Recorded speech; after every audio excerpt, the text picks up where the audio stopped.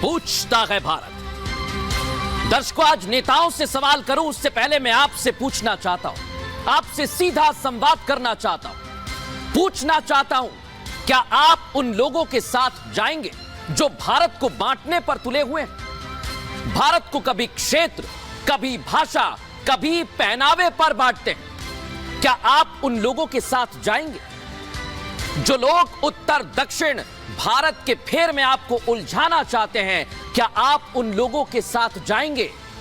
आप पूछिए अपने आप से, आप खुद फैसला करिए, क्योंकि सियासी पार्टियां जीतने के लिए कुछ भी कर रही हैं। क्या नेता भूल गए हैं भारत का इतिहास क्या है? मैं आज उन्हें याद दिलाना चाहता हूं।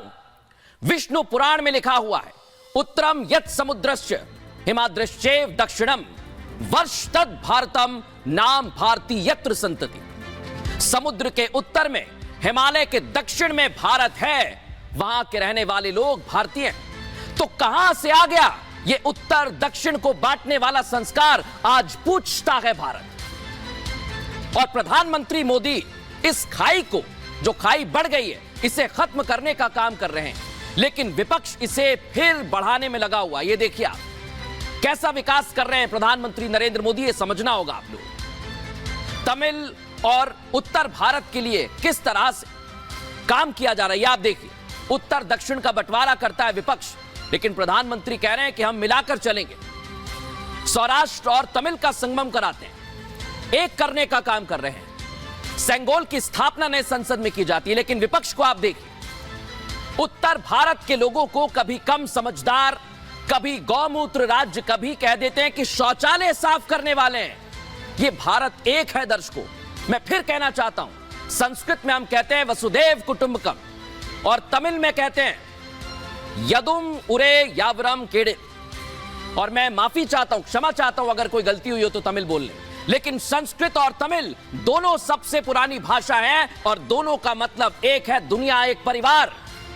लेकिन इंडिया अलायंस कभी बांट रहा है, कभी तुष्टीकरण कर रहा है।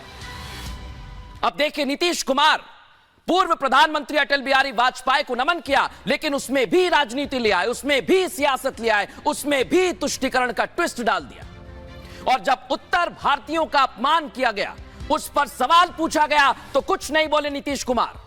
आज पूछता है भारत, आखिर इस पर कब चुप्पी तोड़ेंगे? एक तरफ नीतीश कुमार चुप हैं, दूसरी ओर उपराष्ट्रपति का अपमान किया जा रहा है, बार बार किया जा रहा है। यह किसान और जाट समुदाय का अपमान है, यह मैं नहीं कह रहा दर्शकों, यह बीजेपी कह रही है। उस पर आखिर ममता बनर्जी और सोनिया गांधी क्या अपनी चुप्पी तोड़ेंगी? पूछता है भारत।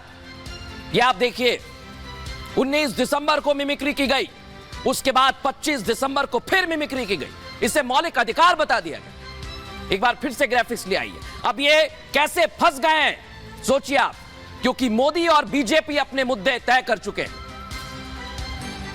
कैसे त्रिकोण बना है मुद्दे का, एक बार फिर से दिखाइए ग्राफिक्स दर्शकों को। और इस त्रिकोण के जरिए मैं आज समझाऊंगा, इन तस्वीरों को देखिए आप, इस पर अभी तक किसी ने माफी नहीं मांगी है।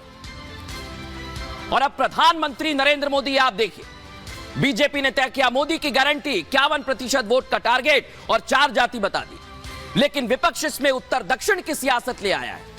इस रणनीति को भेदने के लिए उसे समझ नहीं आ रहा करे तो करे क्या, इसलिए मुद्दों को भूलकर कुछ अलग सियासत की जा रही है। आज सवाल पूछूंगा, खास मेहमान हमारे साथ जुड़ेंगे, लेकिन उससे पहले आपको ये रिपोर्ट दिखाता हूं।